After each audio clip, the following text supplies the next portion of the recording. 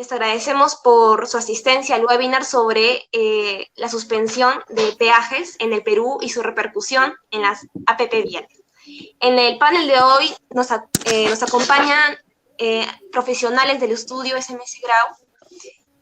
Tenemos al doctor Giancarlo Villafranchi, quien es socio del estudio SMS Grau, se especializa en asociaciones público-privadas, APP, concesiones, proyectos de inversión, financiamiento público y privado, mercado de valores, fusiones y adquisiciones y derecho corporativo.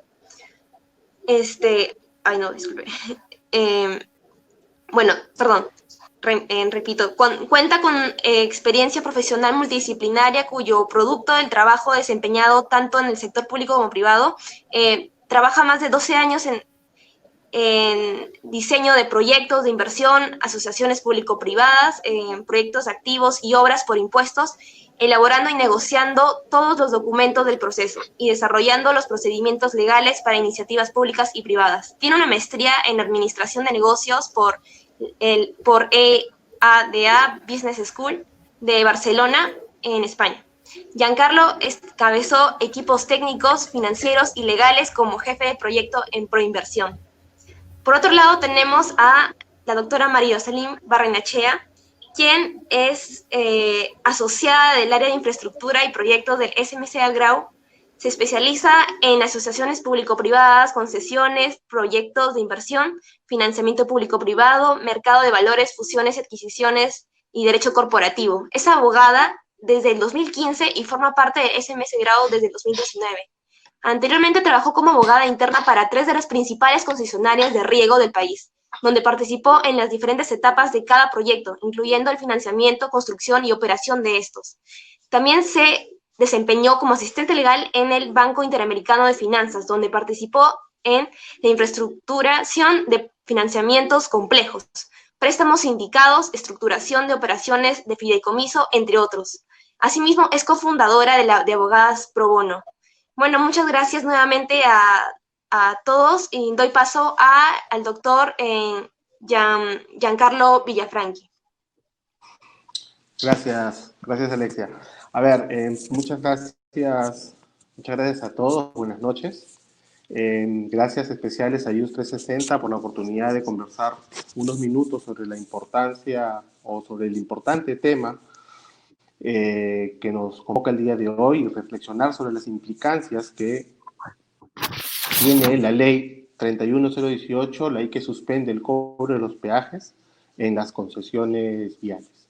Y como veremos ahora, esta norma resulta relevante y importante conversar y reflexionar sobre ella, no solo porque, como veremos más adelante, consideramos que la norma es inconstitucional, sino también porque a nuestro entender atenta contra la seguridad jurídica como certeza del derecho y principio fundamental de todo sistema jurídico, y desalienta la promoción de la inversión privada que contribuye al crecimiento económico y al desarrollo o promoción del empleo, y principalmente a los contratos de APP. Como sabemos todos, los contratos de APP contribuyen, o vienen contribuyendo, mejor dicho, al cierre de la enorme brecha de infraestructura que tenemos en el país, que en circunstancias como las actuales se hacen más evidentes y necesarias. Pero, ¿qué es lo que dice esta ley? En todo caso, pasamos a revisarla. Esta es una ley que fue aprobada por insistencia en una votación nominal, aprobada por 103 congresistas, 24 abstenciones y 2 votos en contra, que además contó con varias observaciones del Poder Ejecutivo, las mismas que revisaremos más adelante. En estricto, lo que la norma establece o tiene es un artículo 1, que no es muy largo y me voy a permitir leerlo rápidamente. Suspender con carácter excepcional y provisional el cobro de los peajes en todas las unidades de peaje de la red vial nacional, departamental y local concesionada, con el objeto de evitar el contacto con los usuarios y cumplir con el aislamiento obligatorio mientras dure el estado de emergencia nacional dispuesto por el Poder Ejecutivo ante los riesgos de propagación del COVID-19. Y finalmente, el artículo termina señalando que esta norma no causará ni generará derechos compensatorios. Se entiende derechos compensatorios en favor de las sociedades concesionarias que administran o gestionan las concesiones que están afectadas. En relación a la norma, ¿no? El primer tema que queremos comentar es el carácter excepcional y provisional de la misma, ¿no? Que entendemos pues, se refiere al carácter temporal de la norma relacionado al estado de emergencia, es decir, la norma va a estar vigente hasta que dure el estado de emergencia, el mismo que terminará el próximo domingo 24 de mayo, salvo que el gobierno decida aprobar una extensión del mismo. Por otro lado, este artículo único menciona que la norma es aplicable a todos los peajes de las vías nacionales, regionales y locales concesionadas. Es decir, no solamente a una característica o a un tipo de concesiones, sino a todas las concesiones. Las cofinanciadas, las autofinanciadas, las del gobierno nacional, las de los gobiernos regionales si les hubiera, y las del gobierno regional. Y esto es importante mencionarlo porque he escuchado en varias oportunidades mencionar que esta ley se aplica únicamente a las concesiones autofinanciadas. Eso en el entendido que las cofinanciadas ya habían sido suspendidas por el Ministerio de Transportes y Comunicaciones. Y eso es verdad. En la opinión que emite el Poder Ejecutivo en relación a esta norma, el mismo Poder Ejecutivo menciona que en el caso de las vías concesionadas, las que son de carácter cofinanciado, ya habían sido suspendidas por requerimientos del Ministerio de Transportes y Comunicaciones, pero las autofinanciadas, aun cuando habían solicitado la suspensión, estas se habían negado y por tanto eran solamente este grupo de vías o de concesiones autofinanciadas las que seguían cobrando los peajes. Y en la práctica es así, pero la norma no hace diferencias. La norma habla de todas las concesiones, tanto a las cofinanciadas como a las autofinanciadas, ¿no? Por otro lado, en relación a los objetivos de la ley, ¿no es cierto? Lo que establece la misma es que la idea es cumplir las normas de aislamiento social aprobadas por el Estado. Me pregunto yo si es que no había probablemente alguna alternativa diferente o menos onerosa, como veremos más adelante, en relación al cumplimiento de estos objetivos, ¿no? Y finalmente, y quizás el punto o el aspecto más relevante de la norma está referida a que ésta no genera derechos compensatorios para los concesionarios, lo que significa que si bien estos no van a poder cobrar peaje, tampoco le van a poder reclamar al Estado o en este caso particular al Ministerio de Transportes y Comunicaciones como entidad concedente, ¿no es cierto?, las pérdidas o los sobrecostos que se generen durante el periodo de vigencia de la ley.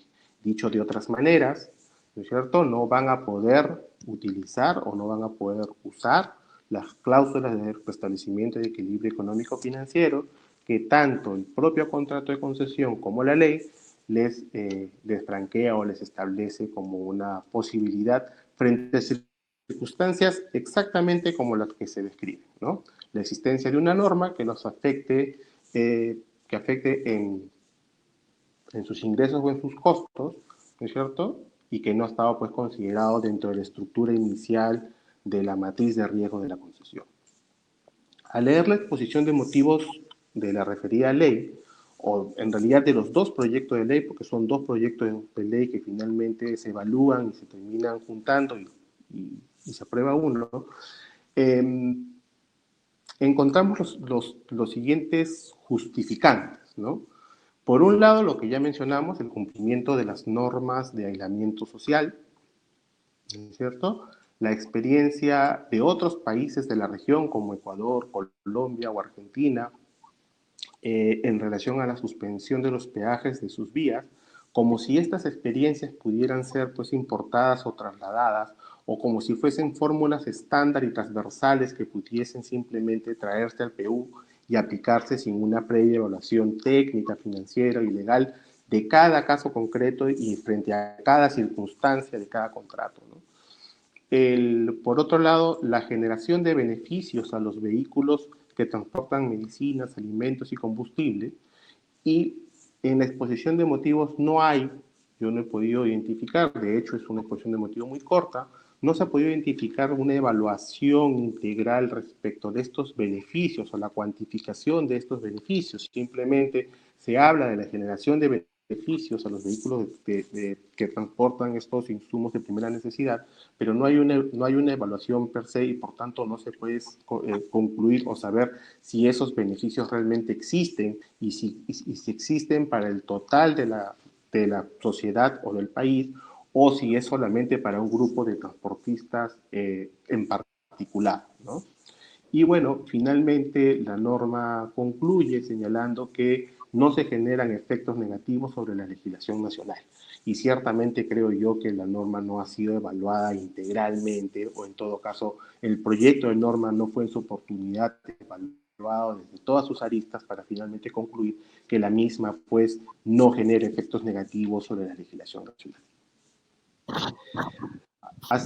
Así, a la luz de lo señalado en las referidas exposiciones de motivo, más allá de las buenas intenciones, no encontramos ninguna justificación válida o de peso que sostenga el enorme despropósito que presenta la norma. En relación a los efectos o a las implicancias jurídicas de la ley en relación a los contratos de concesión, básicamente lo que tenemos es los contratos de APP, ¿cierto? Por su naturaleza son contratos de prestaciones recíprocas en los cuales las partes distribuyen riesgos y recursos preferentemente privados, y esta es una definición que nos introduce la propia ley de APPs, ¿no es cierto?, que determinan un equilibrio económico-financiero que deberá mantenerse a lo largo del plazo de la concesión, y cualquier circunstancia que altere dicho equilibrio debe inmediatamente resolverse mediante los mecanismos señalados en el contrato. En ese sentido, la referida ley no solo desconoce los mecanismos de compensación acordados, sino que pretende modificarlos, señalando que la suspensión del cobro de peajes no genera derechos compensatorios. Es decir, la propia ley desconoce los derechos compensatorios que se establecen en los contratos para enfrentar justamente las circunstancias como las descritas. Entonces, conforme está establecido en los contratos de APP, ¿no es cierto?, la explotación de la concesión es un derecho y una obligación. Y es un derecho porque la explotación me va a permitir a mí justamente cobrar esos peajes respecto a los cuales yo voy a poder recuperar lo que he invertido en el cumplimiento de los fines del contrato, pero además es una obligación porque en el marco de esa explotación yo voy a tener que cumplir con los requisitos técnicos y los niveles de servicios que están establecidos en el propio contrato. Entonces, de nuevo, la explotación de los contratos de concesión de cara al concesionario es tanto un derecho a cobrar y a recuperar la inversión realizada, como una obligación de cumplir esos niveles de servicios y esos requisitos técnicos. En los contratos de concesión viales, los peajes les permiten, como lo decíamos, no solo recuperar las inversiones en el marco de los referidos contratos, sino también financiar las operaciones futuras, como lo que podría ser la operación y mantenimiento de las vías. En ese sentido, me pregunto yo, y esto habría que revisarlo en cada caso concreto, si no van a permitir que los concesionarios cobren los peajes, probablemente lo que ocurra es que los concesionarios no terminen ejecutando las obras que estaban comprometidas o no realicen la operación y el mantenimiento de las vías. Y esto va a generar un problema no solamente en el marco de la concesión, sino a todos los usuarios de esas vías y a la infraestructura vial en general, ¿no? Entonces, es una circunstancia que si bien hay que revisarla por cada caso, es importante tenerla en cuenta, que esta es una posibilidad y hay que evaluarla con unos ojos distintos.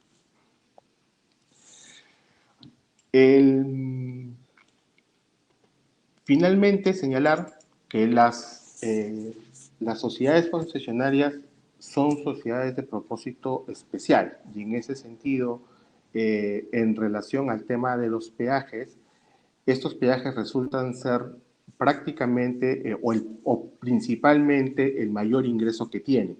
Si no tienen este ingreso, lo que probablemente se podría generar es un rompimiento de la cadena de pagos de los concesionarios y problemas en el financiamiento del desarrollo de estas infraestructuras.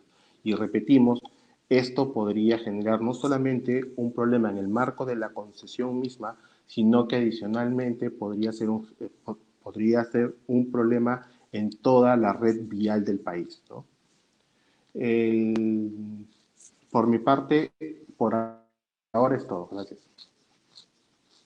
Perfecto. Con relación a lo que dice Giancarlo, es cierto, esta ley ha generado mucha controversia, sobre todo para los inversionistas y a nivel internacional, sobre las medidas que se están adoptando.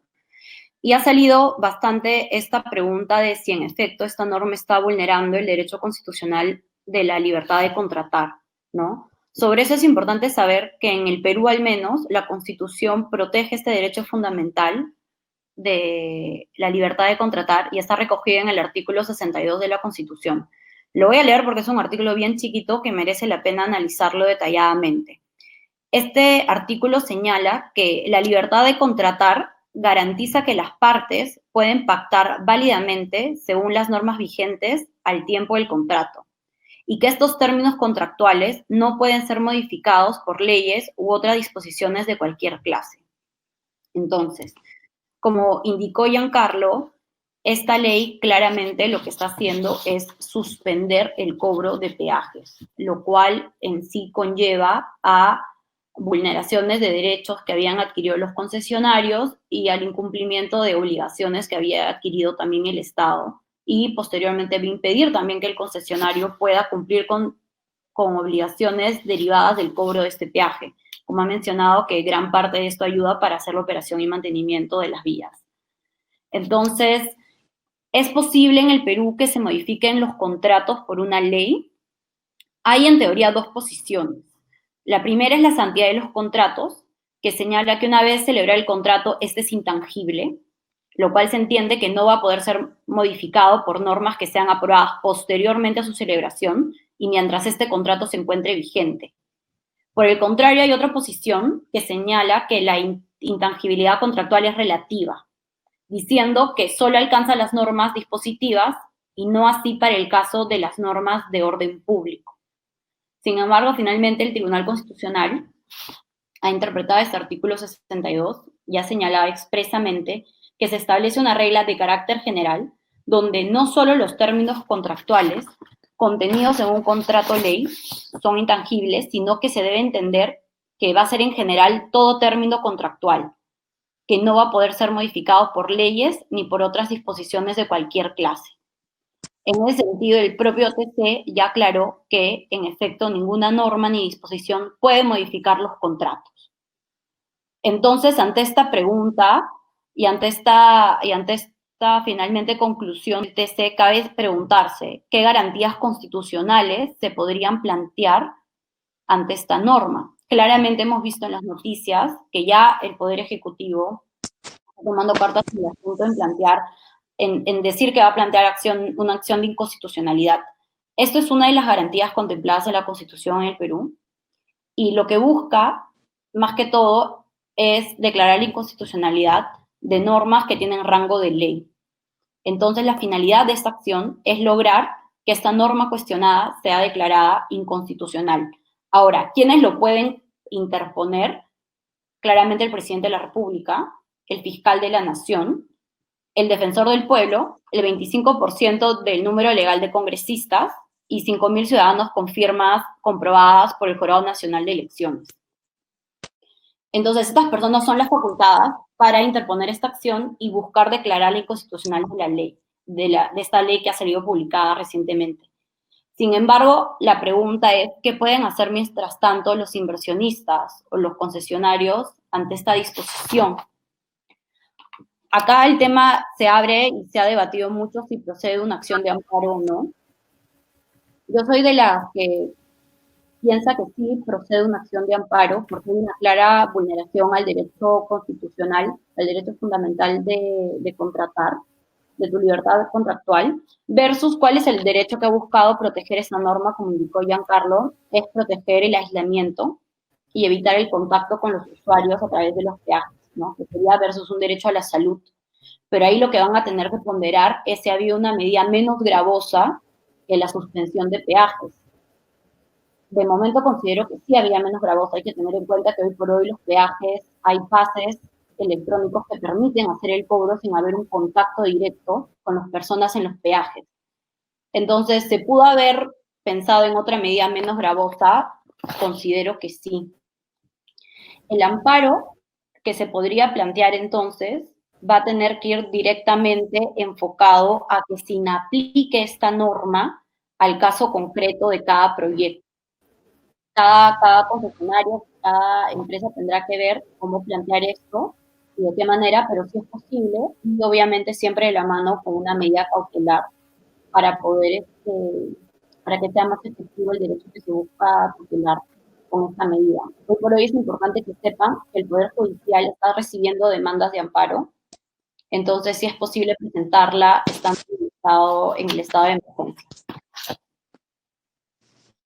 Eso sería con relación a la constitucionalidad de esta norma, en particular sobre el artículo 62, porque también se está cuestionando el tema del derecho de la compensación y si este derecho, esta imposibilidad de solicitar este derecho también generaría una vulneración al derecho de la tutela jurisdiccional efectiva.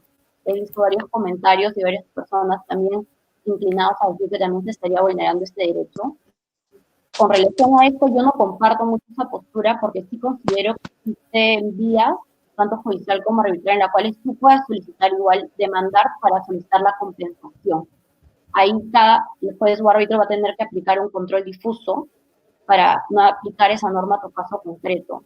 Pero siempre y cuando tengas todavía la opción y la vía de acceder a esta tutela, considero que no se está vulnerando este derecho fundamental de la tutela jurisdiccional efectiva. El juez, como nuevamente menciono, va a tener que determinar aplicar o no la norma a tu caso concreto. Ahora, Giancarlo va a explicar un poco cómo esto se ve afectado el derecho de compensación en los contratos de concesión de APP, porque hay un mecanismo que establece el propio contrato para resolver estos temas que claramente la ley está buscando que no se pueda aplicar. Sí, efectivamente, en los contratos de concesión está incorporado, pues, lo que conversábamos al inicio, que tiene que ver con las cláusulas de restablecimiento del equilibrio económico-financiero. El problema es que para que se pueda utilizar, para que se pueda invocar esa cláusula en el marco de los contratos de concesión, lo primero que se va a tener que declarar es inaplicable la ley. Entonces, en la medida que se pueda declarar la aplicación de por último, esta disposición final respecto a que no se generan derechos compensatorios, los concesionarios podrían invocar la cláusula del restablecimiento económico financiero. Pero básicamente, ¿de qué cosa estamos hablando? Las cláusulas de equilibrio económico financiero básicamente refieren a una situación, como su nombre lo dice, a una situación de equilibrio al momento de la suscripción del contrato, ¿no? Conforme a los lineamientos para el diseño de los contratos de APP, aprobados por el Ministerio de Economía y Finanzas, los contratos pueden incorporar este tipo de cláusulas de restablecimiento de equilibrio económico financiero frente a cambios en las normas aplicables al mismo por tratarse de un factor externo que no podría haber sido incorporado por el concesionario en su matriz de riesgo. Y esto era de lo que conversábamos al inicio de esta presentación. Básicamente, la idea es los contratos cuando empiezan arrancan en una situación de equilibrio y lo que pretenden cubrir lo que pretenden es que esta situación de equilibrio se mantenga a lo largo de toda la vigencia del contrato, frente a circunstancias como las que se están describiendo ahora, la publicación o la aprobación y publicación de una ley en la cual se disponga la suspensión de los peajes. Lo que debería ocurrir automáticamente es que los concesionarios pudiesen aplicar estas cláusulas de restablecimiento económico financiero, que en realidad no es otra cosa que un fast track para una situación en particular, que es la que reconoce la ley para este fast track, concretamente, ¿no es cierto? Y pueden invocar estas cláusulas y con ello poder ver resarcidas las posibles pérdidas o los sobrecostos que les genere la publicación de la ley.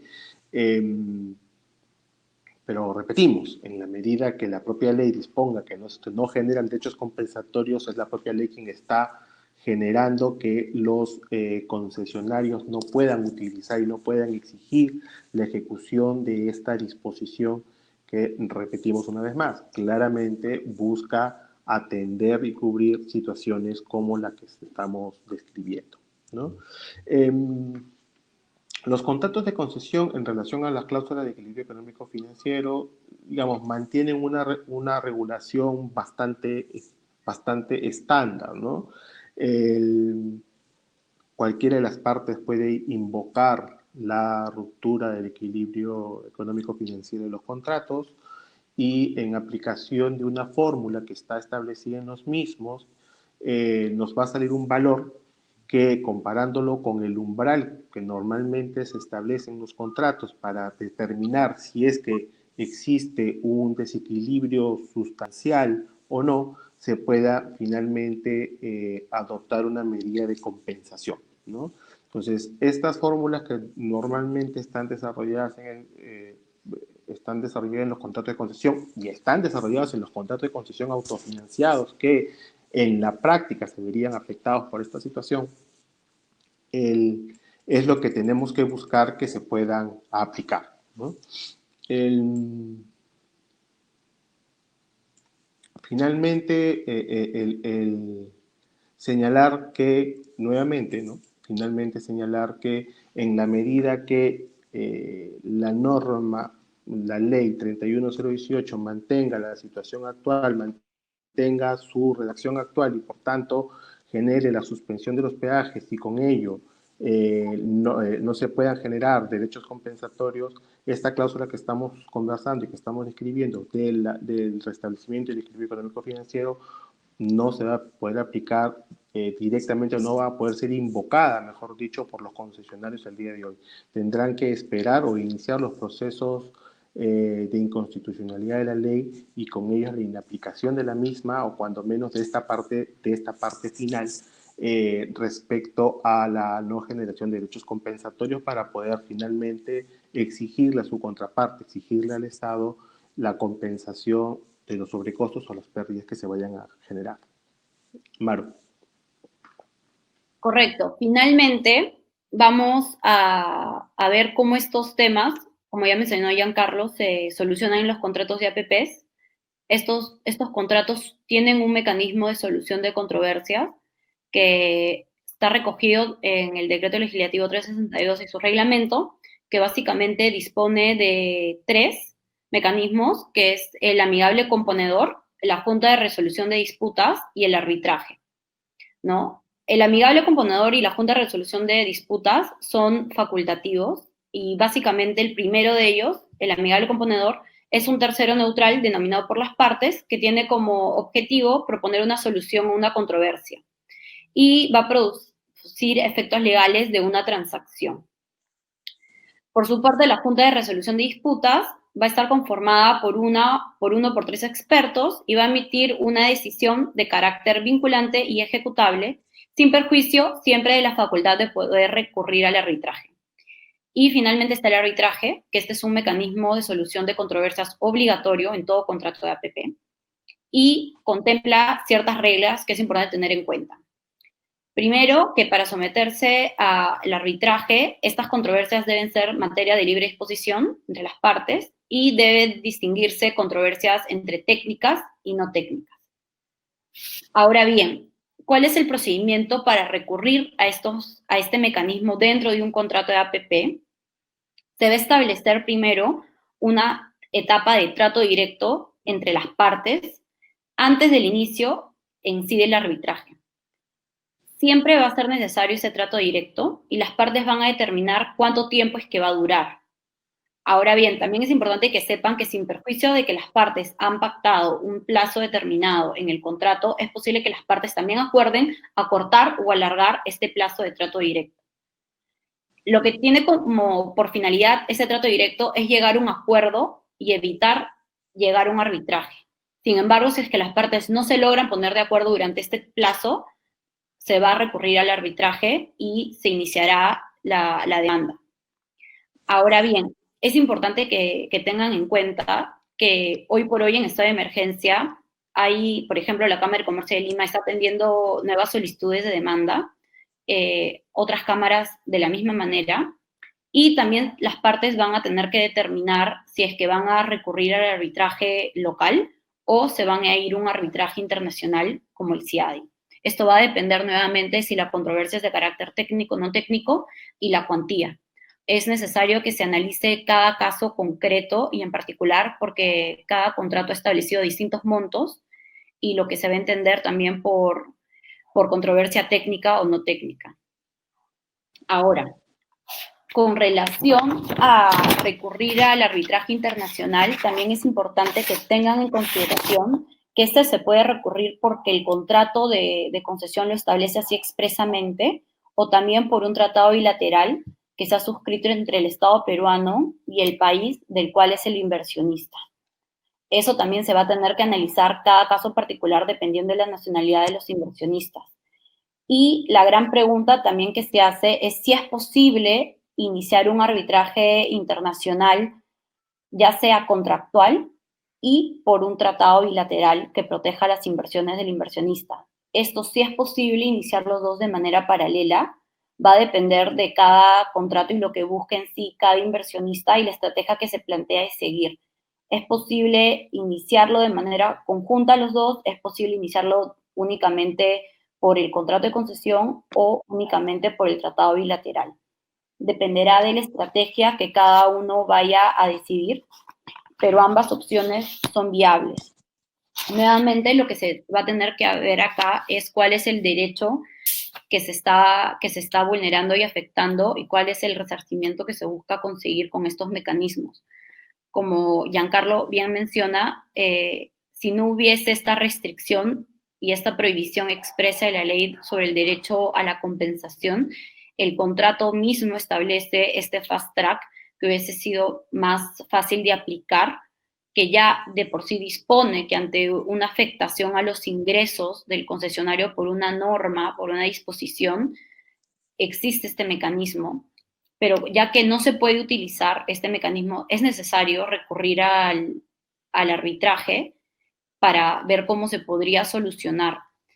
Ahora bien, es importante que se tenga en cuenta que hoy por hoy existe un laudo reciente sobre una situación muy similar con el peaje de Chillón, donde el laudo falla a favor del inversionista ante la suspensión del cobro de un peaje en particular. Entonces es importante que el Estado entienda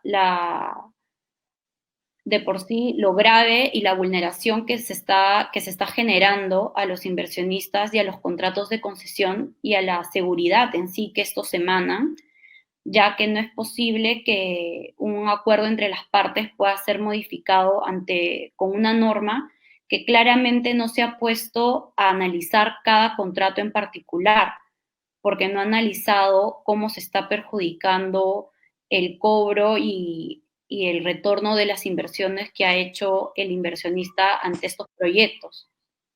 Es importante tener en consideración también que en un estado como en el que estamos es necesario evaluar medidas que no sean tan gravosas y que sin embargo causen la misma efectividad, que es el deseo que se busque cumplir, que es evitar la propagación y el contagio del coronavirus. Considero que sí existen medidas menos gravosas que la suspensión del cobro del peaje, que es necesario que se pongan a analizar para justamente revertir y declarar la inconstitucionalidad de esta norma y no se perjudique igual estas vías, porque como menciona Giancarlo, estas vías son necesarias para que las cadenas y la producción del país continúe. Los medicamentos son trasladados a través de estas vías y los recursos que estamos necesitando para sobrevivir también son utilizados por estas vías. Entonces, si no hay este cobro de peaje, va a dañar claramente la operación y mantenimiento de estas vías, por lo que los peruanos nos vemos beneficiados y que son de vital importancia, ¿no? Para trasladar, por ejemplo, o sea, trasladar la fruta, los vegetales y hacerlos llegar a distintos puntos del país. Se utilizan estas vías. Entonces, considero que es necesario nuevamente que se revise esta norma y evitar generar más perjuicio para el Estado, porque claramente hay un gran impacto económico al iniciar esta clase de arbitrajes, ¿no? Perfecto. Creo que pasamos a la ronda de consultas. Si tienes alguna consulta. A ver, Alexia, alguno de los moderadores de repente nos puede facilitar las consultas. Sí, doctores. Aquí en el chat hay la pregunta de Yomar Romero. Dice, si este tipo de disposiciones o acciones impuestas por el legislativo podría traer como consecuencia que los inversionistas privados disminuyan su interés de inversión en el Perú y si la imagen del Perú cambiaría ante la inversión privada internacional. Sí, a ver, para responder a la consulta, consideramos que sí, en definitiva. A ver, una de las cosas que ha promovido el Estado desde los últimos años es justamente la seguridad jurídica, el orden regulatorio, normas claras, igualdad de derechos entre las inversiones nacionales y las inversiones extranjeras. Entonces, hay una serie de aspectos que el Estado ha venido impulsando para la promoción de la inversión privada en el país. La promoción de la inversión privada, como lo dijimos al inicio, básicamente ha estado contribuyendo al desarrollo de la economía y al desarrollo de oportunidades laborales. En ese sentido, normas como las que se han dictado, y lo dijimos al inicio, cuestionan, digamos, la actitud del Estado respecto a la seguridad jurídica y la promoción de las inversiones. Claramente hay una afectación a las sociedades concesionarias que apostaron e invirtieron en el país y que en el marco de un contrato que además se encuentra, sin temor a decirlo, creo que en todos los casos hay garantías otorgadas por el Estado, garantías no financieras otorgadas por el Estado, donde básicamente el Estado dice que el concesionario va a poder explotar la concesión en el marco de lo señalado en el contrato. Entonces, de pronto se dicta una norma de esta naturaleza y se cuestiona justamente la capacidad del Estado para mantener la seguridad jurídica. Entonces, para ser concretos en la respuesta, sí, creemos que efectivamente normas de esta naturaleza y otras que se puedan dictar van a perjudicar la promoción de la inversión privada en el país y podrían alejar a los potenciales inversionistas que, digamos, se acerquen a la región viendo oportunidades de dónde desarrollar o invertir, ¿no? De acuerdo. A ver, aquí hay más preguntas. Alexia, ¿tienes ahí Hola, otras preguntas? sí, acá dice Adel Zacarías, pregunta, si nos vamos al CIADI, ¿cuánto estiman que sería la afectación para el Estado? Es decir, el costo. Bueno, para responder esa pregunta, primero hay que tener en cuenta que para ir a un arbitraje internacional hay un monto de afectación mínimo que se necesita. Hoy por hoy, en los contratos más recientes de concesión, este monto es 30 millones, con lo cual mínimo habría una afectación de 30 millones, que es lo que se tendría que indemnizar al concesionario en caso el laudo sea a favor de él. Entonces, teniendo en cuenta que ese es el piso, ya nos podemos imaginar cuál podría ser el monto máximo que podría generar esta clase de arbitrajes, ¿no? Sí, a ver, para complementar un poco la respuesta de Maro, en realidad nosotros en estos momentos no tenemos, digamos, las herramientas como para poder decir de cuánto podríamos estar hablando. Eso va a depender de cada caso concreto y las circunstancias de cada uno de los contratos, de los propios contratos. Entonces, como bien señala Maro, lo que los contratos establecen es un piso, digamos, un monto respecto de los cuales se puede acudir al arbitraje internacional. Si ese fuese el piso, ya nos podemos imaginar hacia dónde podrían crecer estos montos que se podrían finalmente demandar al Estado. Pero repetimos, va a depender de cada caso concreto, de cada uno de los contratos. De acuerdo. La pregunta de Micael Calmet es si hay antecedentes donde el legislativo, en escenario de emergencias, haya modificado contratos en el Perú o también en otros países. A ver, justamente en la exposición de motivos de los proyectos de ley que se presentaron para evaluarse en el Congreso, se hacen referencia a, a situaciones en Ecuador, Colombia, Argentina y me parece que en algún estado de los Estados Unidos. Lo que hay que tener en cuenta aquí, en realidad, más allá de la experiencia internacional respecto a la suspensión del cobro de peajes, es que los contratos de concesión son contratos particulares, son individuales. Uno no puede alegremente importar una solución o una alternativa, una salida adoptada en otro país y aplicarla en el Perú. Lo que pueda funcionar en Colombia, lo que pueda funcionar en Ecuador, lo que pueda funcionar en Argentina, no necesariamente tiene que funcionar en el Perú. Los contratos son distintos, las normas son distintas, los compromisos que asume el Estado en Ecuador o en Colombia no son los mismos compromisos que asume el Estado peruano en los contratos de concesión. Las matrices de riesgo de los contratos, incluso de los contratos de concesión que se trabajan y se diseñan en el Perú, no son iguales. Entonces, no se puede, más allá de la experiencia y que está invocada en los exposiciones de motivos de estos proyectos de ley, más allá de esas experiencias internacionales, lo que hay que analizar es cómo podemos solucionar o cómo podemos dar solución a un caso concreto, a un contrato desarrollado en el Perú con unas circunstancias especiales y con un marco normativo especial. Eso es lo que hay que tener en cuenta.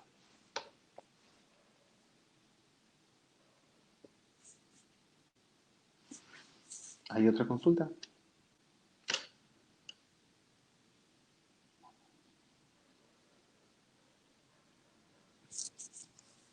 ¿Alguna otra consulta, por favor? Pierina Tambini es si, así como las concesionarias tienen la posibilidad de reclamar. ¿Se me escucha? ¿Perdona? ¿Se me escucha? Sí, sí. Sí, te escucho. Sí. Sí, decía que la consulta de Pierina Tambini es si, así como las concesionarias tienen la posibilidad de reclamar vía arbitraje las pérdidas que han tenido debido a la paralización que ha ordenado el Estado, también otras empresas transnacionales como Ripley, Sodimac, etcétera, que invirtieron en el país, podrían reclamar vía arbitraje las pérdidas que han tenido debido a la paralización de sus actividades. Ya. A ver,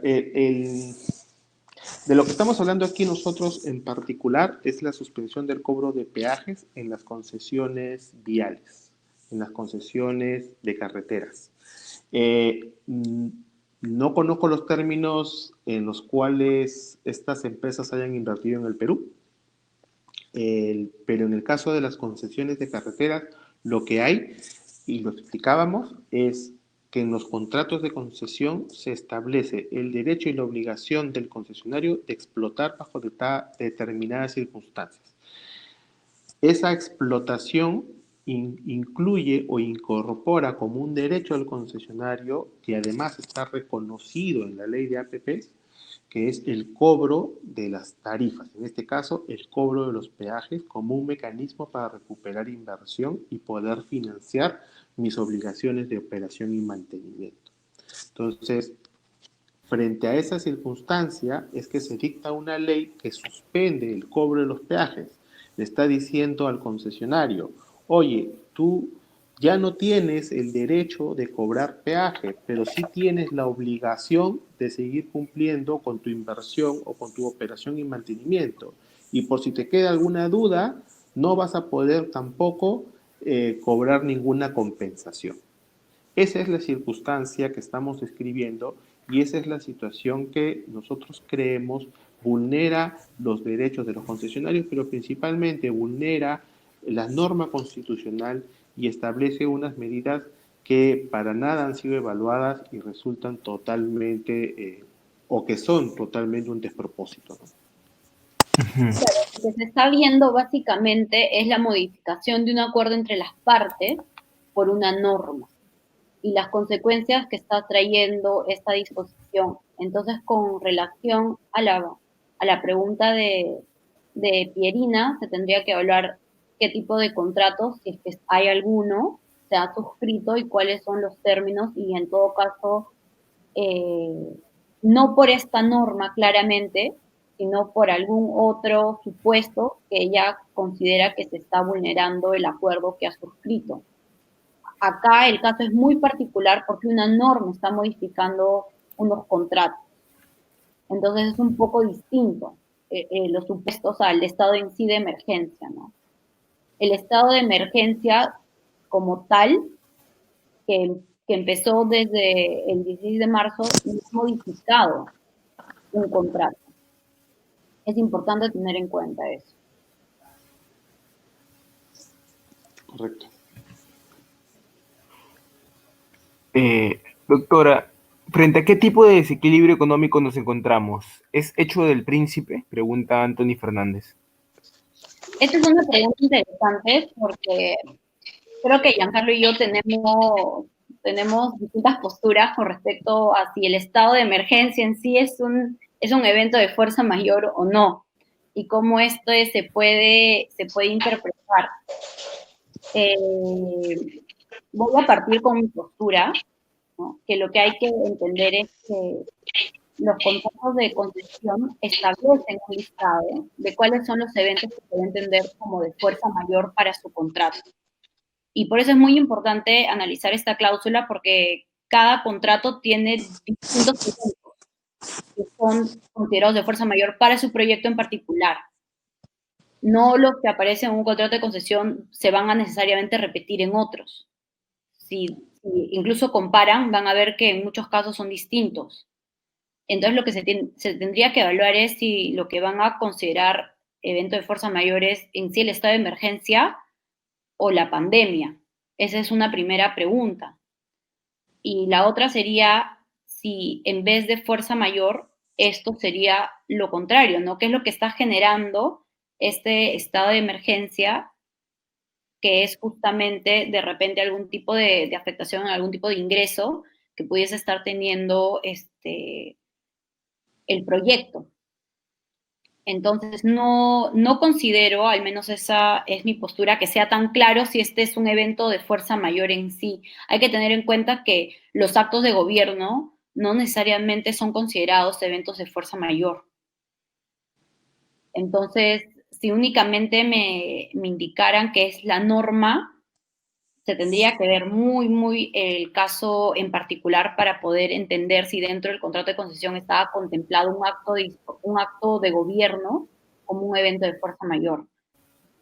De los que he visto hasta la fecha, no he visto en un contrato de concesión que se considere acto de gobierno como evento de fuerza mayor. ¿Algún comentario al respecto, doctor, o pasamos a la siguiente? No. El tema, como lo plantea Maro, el tema puede resultar en cierta medida discutible en relación a lo que establecen los propios contratos. Sin embargo, bueno, particularmente sí considero que esto califica como un hecho de fuerza mayor o como un hecho o como una situación, un supuesto de fuerza mayor y por tanto se deberían aplicar las reglas consideradas en los mismos los contratos de concesión.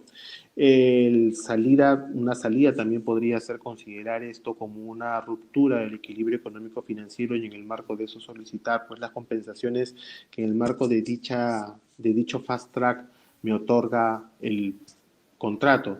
Pero en el caso concreto de la ley de suspensión de peajes, yo no hablaría de aquí de un hecho de fuerza mayor, o sea, yo hablaría de acá de una decisión tomada por el Congreso en el cual sin mayor medida o sin mayor evaluación determinan que simplemente se dejen de cobrar los peajes, pero más relevante aún que no existan derechos compensatorios. Es decir, tú puedes adoptar la medida de suspender el cobro de peajes y bueno, suspendes el cobro de peajes, pero justamente el contrato y la ley establecen una disposición en la cual, frente a una circunstancia como esta, la salida es solicitar un restablecimiento del equilibrio económico-financiero, ya sea a través de un pago del concedente o cualquier otra alternativa que se determine en el marco del contrato. Pero el problema es que la propia ley, y por ahí leía yo una consulta que decían si es que a través de una ley se pueden dejar sin efecto los derechos compensatorios. A ver, yo lo que realmente me preguntaría es que si realmente cuando se aprobó la ley se evaluó que existían derechos compensatorios en los contratos de concesión, si es que las personas que trabajaron estos proyectos de ley y que finalmente los aprobaron consideraron los derechos de los concesionarios o consideraron que los contratos se encontraban en una situación de equilibrio y cualquier circunstancia que rompa esa situación de equilibrio debía ser rápidamente solucionada y por tanto compensada, ese es el caso. Entonces, yo, de nuevo, a mí lo que más me preocupa en particular tiene que ver con esta disposición final de la no generación de derechos compensatorios, ¿no?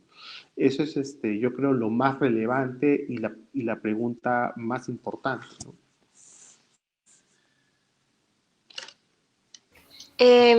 Jacqueline Guerra pregunta si es materia de arbitraje la imposibilidad que tiene el concesionario de aplicar la cláusula de equilibrio económico-financiero. Malo, ¿tú quieres responder? Sí, sí, claro, yo le respondo. Con relación a esta pregunta, va a depender nuevamente qué es lo que va a buscar el concesionario al plantear esta demanda de arbitraje, ¿no? En sí lo que está evitando esta norma con el derecho compensatorio es que tú puedas aplicar la cláusula del equilibrio económico financiero. Entonces te está nuevamente modificando estos términos para evitar que tú puedas aplicar un derecho que se te ha otorgado en este contrato de concesión. Entonces, considero que sí, y también considero que el perjuicio que se te está generando por no poder cobrar estos peajes, que es un derecho que adquiriste en el contrato de concesión, puede ser obviamente solicitado en un arbitraje. ¿Por qué? Porque independientemente considero que la norma diga que no tienes un derecho, justamente el tribunal arbitral va a tener que ver si aplica un control difuso y para tu caso en particular no aplica lo dispuesto en esta norma y si en efecto sí mereces tener una compensación. O sea, la norma, si bien es cierto, es que está señalando expresamente que no tienes derecho a una compensación, no te está limitando que inicies una demanda para solicitar esta compensación, ya sea por vía arbitral o, bueno, judicial, que en este caso no aplica para los contratos de APPs, pero no te está imposibilitando tu derecho de iniciar un proceso. Justamente cuando llegue esa demanda de arbitraje, el tribunal de arbitraje va a efectivamente tener que analizar si para tu caso concreto aplica o no. Y si es que no aplica, bueno, aplicar el control difuso y dirá que en tu caso no aplique y que sí mereces una compensación. Pero es algo que hay que tener en cuenta porque justamente como lo comenté, he visto algunos comentarios, algunas opiniones que también esta norma estaría vulnerando el derecho constitucional de la tutela jurisdiccional efectiva. Y como les he comentado, considero que no, porque está el derecho siempre del concesionario de ir a esta vía del arbitraje para solicitar justamente la compensación por los daños que se le está generando, ¿no? De acuerdo. ¿Habría la posibilidad de que los concesionarios soliciten una renegociación del contrato de concesión? Los concesionarios soliciten, ¿en qué términos? O sea, lo que pasa es que la renegociación, a ver, hablando de contratos de APP, la norma establece y los contratos lo reconocen determinados condicionamientos y requisitos para renegociar con los los contratos, ¿no es cierto? Entonces yo no puedo sentarme a renegociar todo el contrato, sino cláusulas específicas y bajo determinadas consideraciones y además cumpliendo determinados requisitos, ¿no?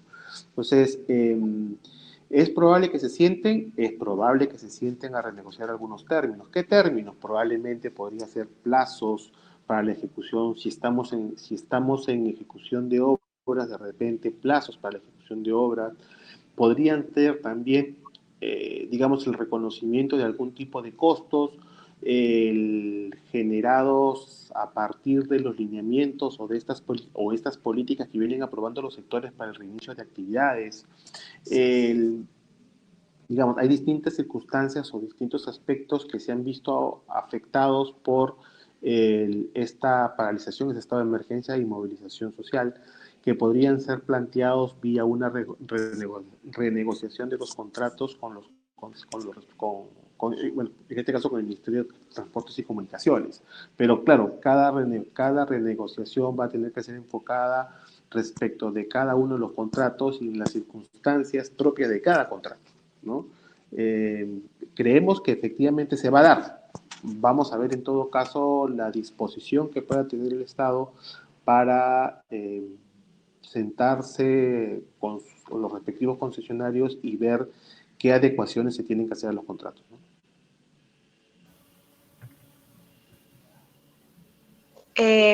Si no, hay otra pregunta que dice, ¿cómo afectará la pandemia a los proyectos viables que estén en la fase de operación y mantenimiento? ¿Se renegociarán con los bancos si hay financiación sindicada? Gracias de antemano. Sí, a ver, en lo mismo, ¿no?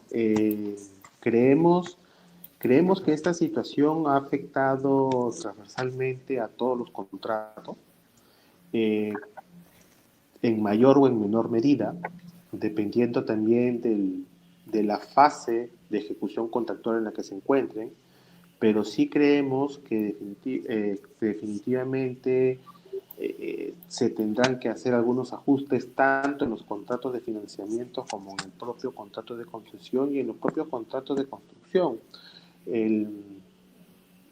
Esta es una situación muy compleja la que estamos viviendo y los contratos de APP y en general los contratos suscritos por el Estado no son ajenos. Hace poco el Ministerio de Transportes y Comunicaciones ha sacado una norma en la cual plantea la posibilidad de realizar ajustes en contratos de obra.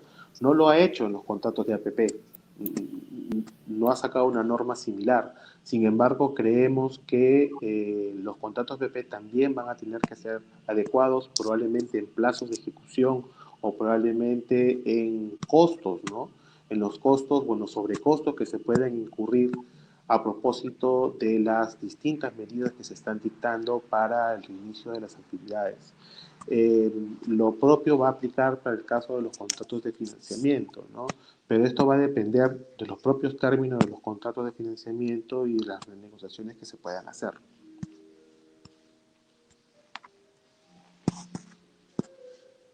Bien, ¿les parece si vamos con dos últimas preguntas, doctores? Sí, por supuesto. La pregunta es, ¿qué es exactamente lo inconstitucional? ¿Suspender el pago de peajes o establecer que ello no conlleva compensación? ¿Se podría hablar de un nuevo derecho de excepción en el cual, una vez establecida la idoneidad de la modificación contractual con compensación, dicha medida sea constitucional? Acá lo que hay que ver es que esta norma de por sí consideramos inconstitucional, porque al suspender el pago de los peajes, recibir el cobro de estos peajes, te está modificando los términos del contrato de concesión que firmaste. Porque uno de los derechos justamente de los concesionarios en este tipo de proyectos es percibir el cobro de los peajes. Entonces, únicamente por eso ya consideramos que es inconstitucional. Lo que Giancarlo señala de no poder tener un derecho de compensación agrava más la inconstitucionalidad de esta norma, porque también nuevamente, si lo ves desde la parte de que ante una norma que afecte tus ingresos, puedes solicitar el restablecimiento del equilibrio económico financiero, esa norma también te está modificando los términos y el acceso a este fast track, porque justamente te está diciendo expresamente que no tienes un derecho de compensación. Entonces, por los dos lados, tanto por la suspensión del cobro del peaje como por no tener el derecho a la compensación, la hace inconstitucional. Ahora, si lo que ustedes señalan, si lo que señala, perdón, Jorge Cárdenas, es si establecida la idoneidad de la modificación contractual con compensación, esta medida podría ser constitucional. La única forma de que esta medida sea constitucional es si las partes se pusieron de acuerdo para modificar los términos del contrato para suspender el peaje, que es algo que no ha pasado. O sea, nuevamente, esto se está haciendo a través de una ley y se está afectando también el mecanismo que tiene el propio contrato de concesión de modificar los términos de ese contrato. O sea, el contrato de concesión tiene una cláusula de modificaciones. Y como dice Giancarlo, hay un procedimiento a seguir y consideraciones a tenerse en cuenta sobre qué aspectos se van a modificar. Claramente, el Estado no ha utilizado este mecanismo y ha utilizado una norma. Entonces, esto es lo que le hace inconstitucional también. La única forma de que se modifique esta situación es a través de una adenda que modifique los términos de estos contratos y las partes puedan negociar. Lo que está viendo acá es que es una modificación unilateral de una de las partes y se está olvidando, como dijo Giancarlo, este es un contrato de prestaciones recíprocas. Y debería primar la voluntad de las partes que no está viendo. O sea, una norma no puede ir en contra de lo que las partes han pactado en estos contratos. Entonces, no considero que si la norma retira la imposibilidad de no solicitar una compensación, se vuelve constitucional por simplemente retirar que ahora sí puedes tener una compensación. No, igual considero que está siendo inconstitucional porque igual te está modificando el contrato porque te está suspendiendo este derecho a recibir el cobro. Así sea por un día. Igual te está vulnerando este derecho que tienes.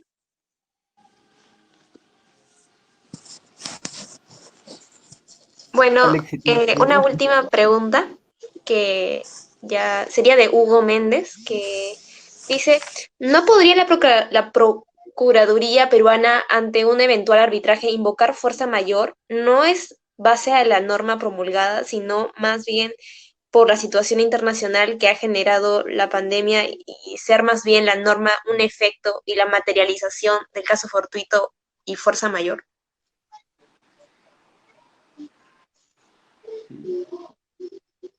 Amaro, ¿tú quieres responder? Respondo. Lo que estoy tratando de entender, sí, claro, puedo empezar a responder esa pregunta con relación a la Procuraduría peruana ante un eventual invocar fuerza mayor. Lo primero que se tiene que analizar en esta circunstancia es qué dice tu contrato, que es un evento de fuerza mayor. Nuevamente regresamos a que esto es un contrato que se ha firmado entre el Estado y el concesionario, donde ambas partes tienen igual de poder y ambas partes tienen igual de importancia y ambas partes tienen iguales de condiciones, obligaciones y derechos. No es que porque es el Estado está por encima del inversionista o viceversa el inversionista está por encima del Estado. Ambos están en la misma posición. Entonces, si las partes han pactado que, por ejemplo, la pandemia es un evento de fuerza mayor en el contrato de concesión, en efecto es un evento de fuerza mayor y no hay mayor discusión. El tema está si no se ha pactado en el contrato de concesión si la pandemia es o no es. ¿Por qué? Porque la mayoría de contratos establecen incluso que hay una opción de que si las partes no han fijado en la cláusula de evento de fuerza mayor una circunstancia en particular, estas se pueden poner de acuerdo y determinar que un evento en particular va a tener la característica de fuerza mayor. Nuevamente, como le repito, prima la voluntad de las partes. Si es que las partes se ponen de acuerdo en determinar un evento como de fuerza mayor, va a ser un evento de fuerza mayor. Si no está, lamentablemente se tendrá que ir a un trato directo y posterior arbitraje para determinar si en efecto ese evento es o no es de fuerza mayor. Lo que dice puede ser una norma. Nuevamente la norma, que no hay una norma que establece que esto se va a considerar como un evento de fuerza mayor para los contratos de APPs. Es un caso curioso que discutíamos con Giancarlo hace unas semanas, que sí se ha establecido, por ejemplo, el OCE sí ha sacado un comunicado que el estado de emergencia se va a considerar como un evento de fuerza mayor para sus contratos, para temas de contratación pública. Esto no ha ocurrido con el tema de APPs y es porque ante todo está primando la voluntad de las partes y lo que han establecido en estos contratos. Estos contratos no pueden ser modificados por una norma. Por lo tanto, una norma de forma discrecional no puede establecer un supuesto que las partes no han consensuado previamente.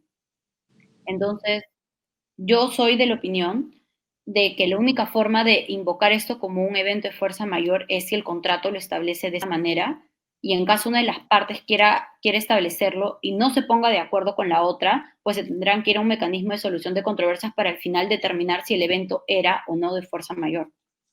Ahora, Xiomara, si me permites, solamente por enfocar un poco la pregunta en relación al tema que veníamos conversando, cuando Hugo nos comenta si la Procuraduría peruana ante un eventual arbitraje podría invocar fuerza mayor. Ahora, de lo que nosotros estamos hablando en realidad es de una norma que suspende peajes. Entonces, o sea, cuando hablamos de fuerza mayor hablamos de la pandemia o hablamos de la norma que dictó el Estado respecto al estado de emergencia y movilización social. Y respecto a eso podemos conversar si califica o no califica como fuerza mayor o es un acto que tenemos, o es una situación que tenemos que llevar por restablecimiento de equilibrio económico financiero. Y lo hemos conversado. Pero solamente para enfocar la consulta en el tema que nos convoca el día de hoy, en realidad de lo que estamos hablando es de que las sociedades concesionarias, los concesionarios, puedan iniciar mecanismos de solución de controversia conforme está establecido en los propios contratos para hacer valer sus derechos y poder recuperar los sobrecostos o las pérdidas que le genere esta ley. Entonces, en esas circunstancias, no veo por dónde podríamos alegar fuerza mayor. La fuerza mayor está clara, la fuerza mayor está en la norma que dictó el Estado y en determinados contratos donde sí está reconocida la pandemia. Pero en este caso concreto, para el caso de la suspensión de peajes, hablar de fuerza mayor no cabe. Es la ley que ha dado el Congreso, donde claramente están ordenando que no se suspendan el peaje, y que se suspenda el cobro de peajes y que no se paguen compensaciones. Entonces, ahí sí estás vulnerando directamente los contratos. O sea, no es una circunstancia no prevista o extraordinaria. Estamos hablando de una ley dada por el Congreso donde ha hecho una evaluación y ha dicho, ustedes no cobran peaje y ustedes no se van a ver compensados por este no cobro, ¿no? Entonces, el tema, digamos, verlo desde el punto de vista de fuerza mayor es bien complicado, ¿no? Bueno, así culminamos el webinar. De parte de IUS 360, muchas gracias, doctor Villafranchi, doctora Barrenechea. Muchas gracias, asistentes, por participar de este webinar gratuito, la suspensión de peajes en el Perú y su repercusión en las